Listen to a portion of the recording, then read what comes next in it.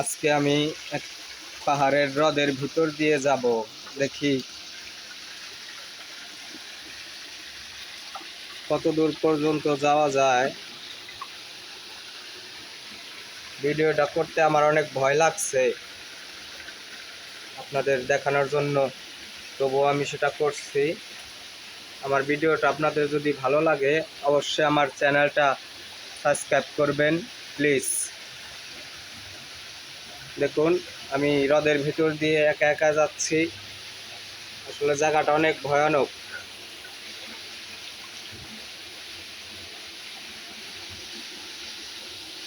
দেখুন আমার সামনে পানি গড়িয়ে নিচে পড়ছে।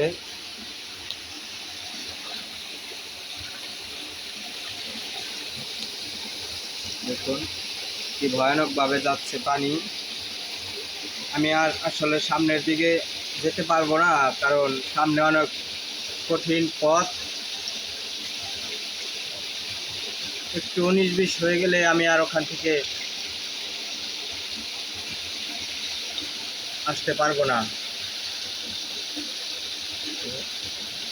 ভিডিওটা এ পর্যন্তই করলাম। সবাইকে ধন্যবাদ।